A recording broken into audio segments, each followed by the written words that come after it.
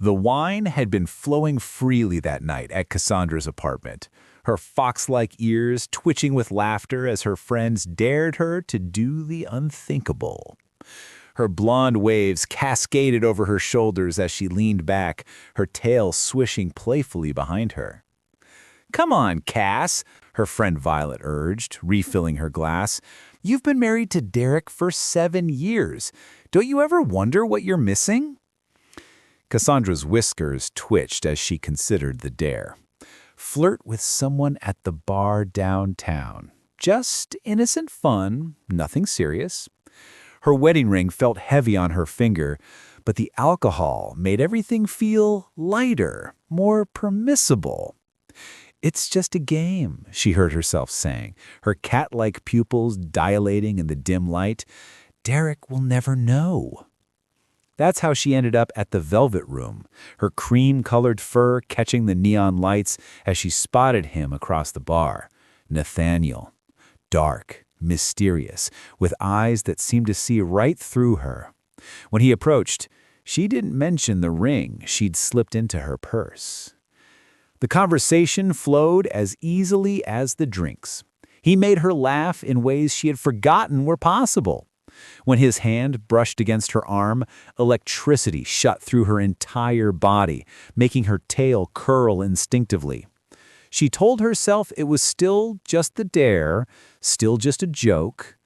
But when he leaned in close, his breath warm against her sensitive fox ears, asking if she wanted to continue this somewhere private, she didn't say no. The hotel room was a blur of heated kisses and desperate touches. His hands explored her fur, tracing the curves of her body as she pressed against him. Her tail wrapped around his waist as clothes fell away. She told herself it was just this once, just to satisfy the dare, just to feel alive again. In the darkness, with Nathaniel's body moving against hers, Cassandra forgot about Derek waiting at home. She forgot about her vows, her promises, her life. She only remembered the thrill, the forbidden pleasure, the way her body responded to someone new. When it was over, reality crashed down like cold water. Cassandra woke up alone in the hotel room, her blonde hair tangled and her fox ears flattened against her head in shame. The morning light revealed the disaster of what she'd done. She grabbed her phone with trembling hands and saw 3 missed calls from Derek. "Where are you?" his text read. "Getting worried." "Stayed at Violet's. Too much wine. Home soon," she lied, her tail drooping between her legs. She thought it would end there, one stupid mistake buried forever. But Nathaniel had gotten her number, and he kept texting. At first, she ignored them. Then she found herself reading them, then responding. Just friendly messages, she told herself. Nothing wrong with talking. Derek noticed her distraction at dinner one evening.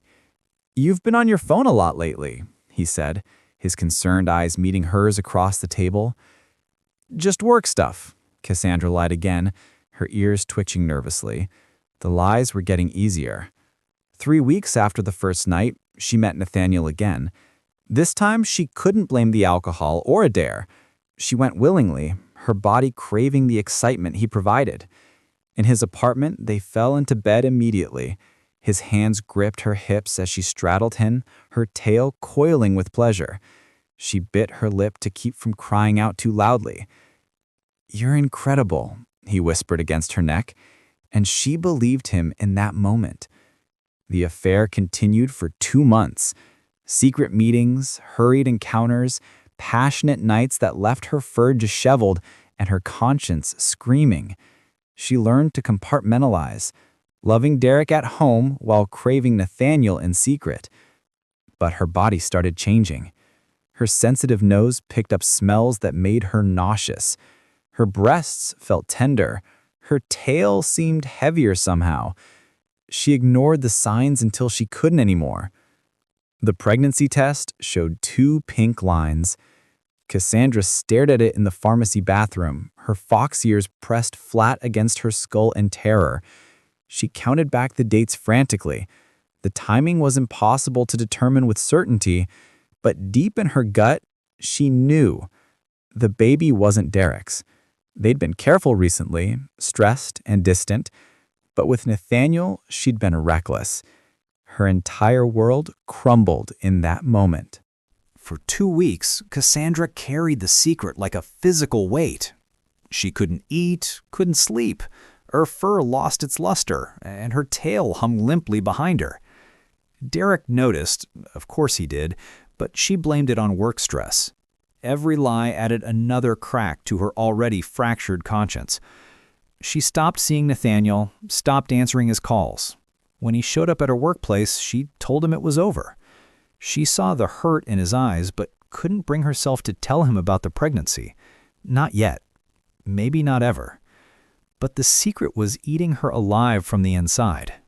She would catch Derek looking at her with such pure, undeserved love, and the guilt would physically hurt.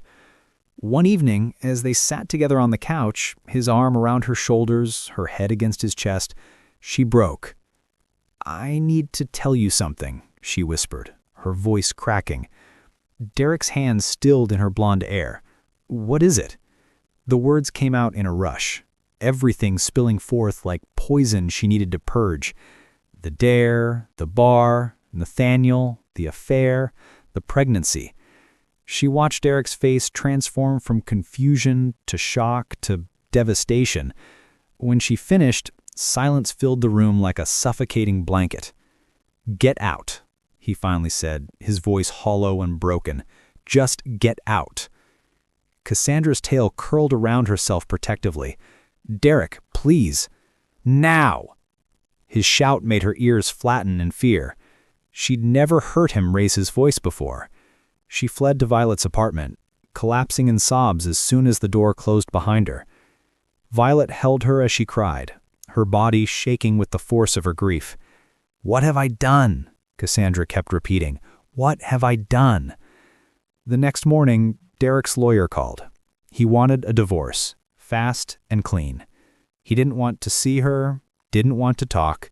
He just wanted her gone from his life. Nathaniel, when she finally told him about the pregnancy, seemed less excited than terrified. "I'm not ready to be a father," he admitted, running his hands through his hair. "I thought we were just having fun."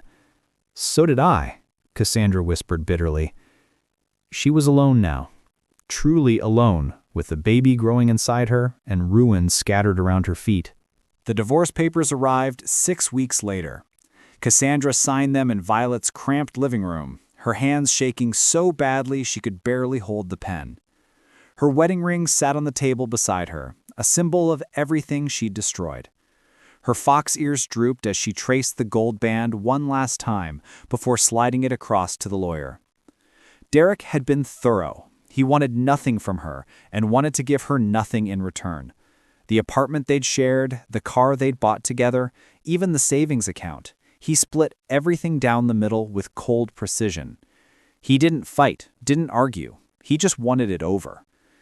She never saw him again after that terrible confession night. He'd moved in with his brother and refused all contact. Once she tried to approach him outside his office, desperate to apologize properly, to explain that she never meant to hurt him. But the look of pure betrayal in his eyes when he spotted her stopped her cold. He'd walked past her like she was invisible, and she'd understood. She was dead to him. Her pregnancy progressed despite the chaos. Morning sickness gave way to the subtle swell of her belly beneath her clothes. She'd chosen to keep the baby, though the decision brought no peace. Nathaniel had disappeared after offering to pay for an abortion. When she'd refused, he'd made it clear he wanted no part of fatherhood. At her 20-week ultrasound, the technician smiled brightly. "Would you like to know the sex?" Cassandra nodded, her tail wrapped tightly around her leg. "It's a girl," the technician announced cheerfully, oblivious to the tears streaming down her furred cheeks. A daughter. She was bringing a daughter into this mess she'd created. Work became unbearable. Gossip spread through her office like wildfire. The affair, the pregnancy, the divorce. Colleagues who'd once been friendly now whispered when she passed. Her boss, uncomfortable with the drama, suggested she might be happier elsewhere. Within a month, she'd been forced to resign. Violet's patience was wearing thin too. "I love you, Cass, but I can't support you forever," she said gently one evening. "You need to figure things out." Cassandra found a tiny studio apartment she could barely afford. The walls were thin, the heating unreliable, but it was hers. She lay awake at night, her hands on her growing belly, wondering how one stupid dare had led her here. Alone, broke, and terrified of the future. The baby arrived on a cold morning in February. 22 hours of labor that left Cassandra exhausted and shaken. When the nurses placed the tiny bundle in her arms, she stared down at her daughter's face, perfect and innocent, unaware of the circumstances of her conception, and felt her heart simultaneously break and heal. "Her name is Lily," Cassandra whispered, her fox ears perking up slightly for the first time in months as she gazed at her daughter. Motherhood was harder than anything she'd imagined. The sleepless nights, the constant worry, the crushing responsibility of raising a child alone. Cassandra worked 2 part-time jobs while Violet watched Lily, every penny carefully budgeted. Her blonde hair lost its shine from stress, and dark circles appeared under her eyes. 6 months after Lily's birth, Cassandra saw Derek at a coffee shop. He was with someone new, a woman who laughed at something he said, who touched his arm familiarly. The sight sent a spike of pain through Cassandra's chest, but it was different now. Not the sharp agony of fresh loss, but the dull ache of consequences she'd have to live with forever. He saw her too, holding Lily in a carrier against her chest. For a moment, their eyes met across the crowded cafe. She saw him register the baby, saw something flicker across his face. Pain, perhaps, or relief that it wasn't his problem. Then he turned back to his companion, and that was that. She was truly part of his past now. Cassandra walked home slowly, her tail dragging behind her, Lily sleeping peacefully against her chest. That night, as she fed her daughter and watched those innocent eyes blink up at her, she finally allowed herself to feel everything. The grief, the regret, the shame, but also the fierce protective love that terrified her with its intensity. "I'm sorry," she whispered to Lily, tears falling onto her blonde hair. "I'm sorry for how you came into this world, but I promise I'll spend every day trying to be the mother you deserve." The dare that started as a joke had cost her everything: her marriage, her home, her reputation, the love of a good man, but it had given her Lily, and that complicated everything. She couldn't regret her daughter's existence, yet she regretted every choice that led to it. Some mistakes don't fade with time. Some consequences last forever. Cassandra understood that now, in a way her younger, reckless self never could have. As she rocked Lily to sleep, she made a silent vow. Her daughter would never know the carelessness that created her. She would only know love. It wasn't redemption. Cassandra knew she didn't deserve that. But it was purpose. And for now, in the ruins of everything she destroyed, that would have to be enough.